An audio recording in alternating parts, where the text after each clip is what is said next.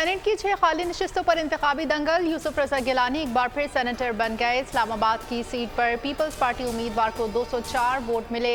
सिंध से भी दोनों सीटें पीपल्स पार्टी ने जीत ली। सैफुल्लाह धारेजो 58, असलम अब्दू ने 57 वोट हासिल किए। बलूचिस्तान में पीपल्स पार्टी, नून लीग और JUI को एक एक सीट मिल गई। पीपल्स पार्टी के अब्दुल कुद्दूस पसंजो, नून लीग के दोस्तैन डोमकी और JUI के अब्दुल शकूर खान सेनेटर बन गए।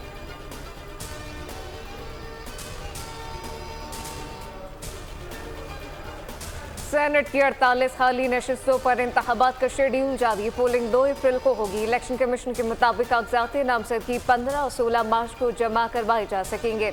जांच पड़ताल 19 मार्च तक की जाएगी। 25 मार्च तक अपीलें निपटाकर 27 मार्च को उम्मीदवारों की हतमी फहरिस्त आवेजा कर दी जाएगी।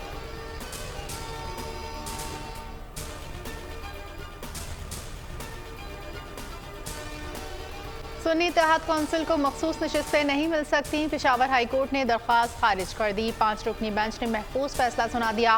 बेंच ने दरख्वास्तें मुतफ़िका तौर पर मुस्तरद की। रिमार्क्स में अदालत ने कहा, जो पार्टियां इलेक्शन में हिस्सा नहीं लेती उनका हक नहीं बनता। 0 जमा 0 0 होता है। मखसूस नशिस्तें तब मिलती हैं जब सियासी जमातों ने सीट जीती हो। अदालत की सियासी जमातों को कब्जा ग्रुप कहने पर सुन्नी इत्तेहाद कौंसिल के वकील की तंबीह।